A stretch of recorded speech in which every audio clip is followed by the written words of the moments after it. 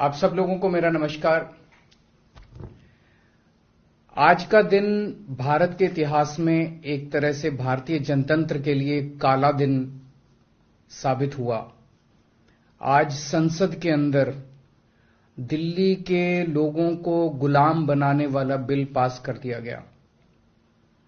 ये बिल दिल्ली के लोगों को बेबस बना देता है, असहाय बनाता है, लाचार बनाता है, गुलाम बनाता है। जब हम आजाद नहीं हुए थे 1935 में, अंग्रेजों ने एक कानून बनाया था। उस कानून का नाम था गवर्नमेंट ऑफ इंडिया एक्ट। उस कानून में अंग्रेजों ने यह लिखा था कि भारत में चुनाव तो होंगे, लेकिन जो सरकार चुनी जाएगी उसको कोई काम करने की पावर नहीं होगी, काम करने की शक्तियां नहीं होंगी। जब हमारा देश आजाद हुआ तो हमने संविधान बनाया और संविधान में हमने लिखा कि चुनाव होंगे, लोग अपनी सरकार चुनेंगे और जो सरकार चुनेंगे उस सरकार को लोगों के लिए काम करने की सारी शक्तियां होंगी। आज आजादी के 75 साल के बाद प्रधानमंत्री मोदी जी ने दिल्ली के लोगों की आजादी छीन ली। उन्होंने 1935 वाला अंग्रेजों का कानून बनाया है कि दिल्ली के लोग चुनाव तो होंगे, दिल्ली के लोग अपनी सरकार तो चुनेंगे, लेकिन उस सरकार को काम करने की कोई भी शक्ति नहीं होगी। ये कानून आज हमारे देश की संसद ने पास किया है। दिल्ली के लोगों की वोट की अब कोई कीमत नहीं बची है। अब सरकार बनाई, उस सरकार की कोई शक्ति नहीं है। सुप्रीम कोर्ट ने एक आदेश दिया था, 11 मई को सुप्रीम कोर्ट ने आदेश दिया था। सुप्रीम कोर्ट ने क्या कहा? सुप्रीम कोर्ट ने कहा भारत एक जनतंत्र है। इस जनतंत्र में हम अपनी सरकार चुनते हैं, जनता अपनी सरकार चुनती है और उस सरकार को जनता के लिए काम करने की पूरी ताकत होनी चाहिए, सुप्रीम कोर्ट ने कहा। प्रधानमंत्री जी ने एक ही हफ्ते के, सुप्रीम कोर्ट का जैसे आदेश आया, एक हफ्ते के बाद उसको सुप्रीम कोर्ट के आदेश को पलट दिया और उसके खिलाफ एक अध्यादेश लेके आए। और आज हमारे देश की संसद ने उस अध्यादेश को इस देश का कानून बना दिया कि अब दिल्ली के लोगों की चुनी हुई सरकार को काम करने की कोई ताकत नहीं होगी। अब इस कानून में लिखा है कि दिल्ली के लोग जो मर्जी सरकार बनाएं, लेकिन उस सरकार को चलाएंगे एलजी साहब और मोदी जी, सीधे सीधे वही लोग चलाएंगे इस सरकार को। तो इससे साफ जाहिर है कि प्रधानमंत्री मोदी जी कह रहे हैं कि मैं सुप्रीम कोर्ट को भी नहीं मानता। जिस देश के प्रधानमंत्री उस देश की सर्वोच्च अदालत को नहीं मानते, उस देश का क्या भविष्य हो सकता है? सीधे सीधे वो कह रहे हैं सुप्रीम कोर्ट जो मर्जी आदेश पास करे, अगर मुझे सुप्रीम कोर्ट का आदेश पसंद नहीं आया तो मैं उसके खिलाफ कानून बना के सुप्रीम कोर्ट के आदेश को पलट दूंगा। इतना अहंकार हो गया इन लोगों को। इन लोगों ने देखा कि दिल्ली में आम आदमी पार्टी को हराना बहुत मुश्किल है। पिछले 4 चुनाव सीधे सीधे 2013 में, 2015 में, 2020 में और उसके बाद एमसीडी का चुनाव, सीधे सीधे 4 चुनाव बीजेपी आम आदमी पार्टी से दिल्ली में हार गई। दिल्ली के अंदर 25 साल से ज्यादा हो गए अब बीजेपी की सरकार नहीं बनी है। 25 साल से इनको वनवास दिल्ली के लोगों ने दिया हुआ है। तो इनको लगा कि आम आदमी पार्टी को हराना मुश्किल है, तो इन्होंने चोर दरवाजे से, पीछे से चोर दरवाजे से इन्होंने दिल्ली की सत्ता को हथियाने की कोशिश की है। दिल्ली के लोगों ने एक बार आम आदमी पार्टी को 70 में से 67 सीट दी और 3 सीट बीजेपी को दी। दूसरी बार 70 में से 62 सीट दी और 8 सीट बीजेपी को दी। तो एक तरह से दिल्ली की जनता ने चिल्ला चिल्ला के बीजेपी को कहा है कि दिल्ली के अंदर दखलंदाजी मत करना। प्रधानमंत्री जी को साफ साफ शब्दों में दिल्ली के लोगों ने कहा, 7 सीट उनको नेशनल चुनाव में 7 सीट दी और दिल्ली के चुनाव में 3 सीट दी। तो मोदी जी को साफ साफ दिल्ली की जनता ने कहा कि दिल्ली के काम में दखलंदाजी मत करना, आप देश संभालो।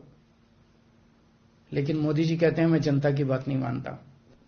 इतना अहंकार हो गया, ना जनता को की बात मानते, ना सुप्रीम कोर्ट की बात मानते। और आपको पता है इस कानून में क्या लिखा है, जो कानून आज पास किया है? इस कानून में लिखा है कि दिल्ली के ऊपर से नीचे A category, B category, C category, D category, जितने दिल्ली सरकार के कर्मचारी हैं, उन सारे कर्मचारियों को के बारे में सारी पॉलिसी केंद्र सरकार बनाएगी। उनकी ट्रांसफर पॉलिसी, कौन अधिकारी, कौन चपरासी क्या काम करेगा, ये देश के प्रधानमंत्री बैठ के दिल्ली सरकार का कौन सा चपरासी क्या काम करेगा, कौन सा चपरासी फाइल उठाएगा, कौन सा चपरासी चाय पिलाएगा, कौन सा चपरासी खाना, ये काम रहेगा प्रधानमंत्री जी को। इसके लिए प्रधानमंत्री बनाया था देश का कि आप दिल्ली के चपरासियों की ट्रांसफर पॉलिसी बनाओगे बैठ के प्रधानमंत्री बनके। आप केंद्र चलाओ ना, आप दिल्ली के अंदर क्यों दखल अंदाजी कर रहे हो? आपको क्या लगता है ऐसा क्यों कर रहे हैं? वो ऐसा इसलिए कर रहे हैं क्योंकि पिछले 7-8 साल में बिना किसी पावर के भी हम लोगों ने जो काम किए हैं, हमने इतने शानदार स्कूल बनाए, इतने शानदार अस्पताल बनाए, 24 घंटे बिजली कर दी, बिजली फ्री कर दी, पानी घर घर पहुंचा रहे हैं, सड़कें बनाई, इतने सारे काम हम लोगों ने कर दिए। इनसे वो काम नहीं हो रहे। 30-30 साल से गुजरात के अंदर इनकी सरकार है, बेड़ा गर्क है गुजरात का। हरियाणा के अंदर इनकी सरकार बनी, हरियाणा में बेड़ा गर्क है इनका। मणिपुर के अंदर बीजेपी की सरकार है, मणिपुर को जला दिया इन लोगों ने। इसलिए केजरीवाल के साथ कंपटीशन नहीं कर सकते, काम में कंपटीशन नहीं कर सकते, हमारे जैसे काम नहीं कर सकते, आम आदमी पार्टी के जैसे काम नहीं कर सकते।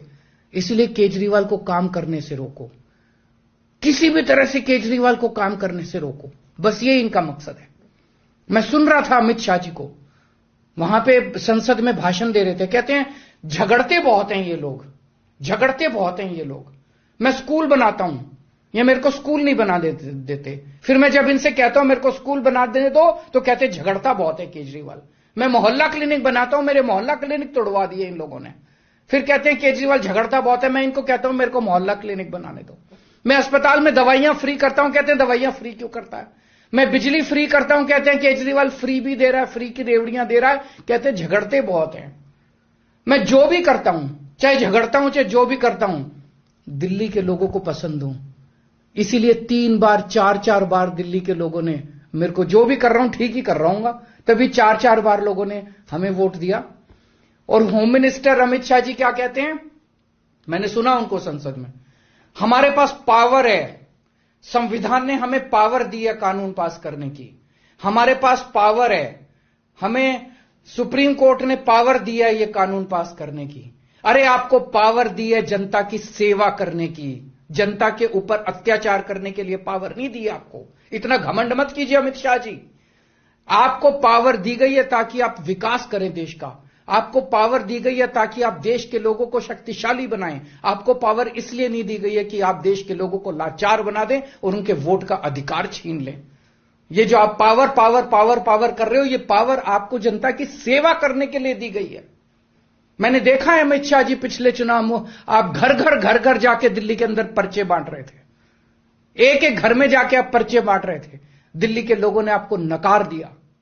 अब आप दिल्ली के लोगों को तमाचा मारने आ गए। केजरीवाल से नफरत करते करते इस नफरत में इतने अंधे हो गए कि आपने दिल्ली के लोगों के ऊपर अत्याचार करना चालू कर दिया। और मैं प्रधानमंत्री जी को याद दिलाना चाहता हूं, 2014 के चुनाव में प्रधानमंत्री जी आप खुद आए थे दिल्ली, आपका भाषण उठा के देखिए। आपने दिल्ली की जनता को प्रॉमिस किया था कि मेरे को प्रधानमंत्री बना दो, मैं अब दिल्ली को पूर्ण राज्य बनाऊंगा। उसके पहले, हर चुनाव के पहले भारतीय जनता पार्टी ने आंदोलन किए हैं दिल्ली के अंदर दिल्ली को पूर्ण राज्य बनाने के लिए। और आज आप लोगों ने दिल्ली के लोगों की पीठ में छुरा घोंप दिया, अपनी वादे से मुकर गए। अगर आप ऐसे करोगे फिर प्रधानमंत्री पे कौन यकीन करेगा? आपने खुद बोला था 2014 में कि मैं फुल स्टेटहुड बनाऊंगा, फिर कौन जनता आपके ऊपर यकीन करेगी? 2015 में आपने मेरी शक्तियां छीनी दिल्ली सरकार की, जैसी हमारी सरकार बनी आपने हमारी शक्तियां छीन ली नोटिफिकेशन जारी करके। फिर भी बिना शक्तियों के हमने काम किया और दिल्ली की जनता ने मेरे को 2020 में 62 सीट दे के दिल्ली की जनता ने आम आदमी पार्टी की सरकार बनाई। क्यों? क्योंकि मैं दिल्ली का बेटा हूं और आप दिल्ली के नेता बनना चाहते हो। दिल्ली के लोगों को अपना बेटा पसंद है और दिल्ली के लोगों को आप जैसे नेता नहीं चाहिए। हम दिल्ली वाले दिल्ली से बहुत प्यार करते हैं और हम जानते हैं कि बीजेपी दिल्ली के लोगों से नफरत करती है, दिल्ली वालों से नफरत करती है। इस बार दिल्ली के लोग बीजेपी को एक भी सीट नहीं देंगे, लोकसभा में एक भी सीट नहीं देंगे। इस पूरे संघर्ष के अंदर बहुत सारी पार्टियों ने, बहुत सारे नेताओं ने दिल्ली के लोगों का साथ दिया। उन सब नेताओं को और उन सब पार्टियों को मैं तहे दिल से दिल्ली के 2 करोड़ लोगों की तरफ से शुक्रिया अदा करता हूं, धन्यवाद बोलता हूं।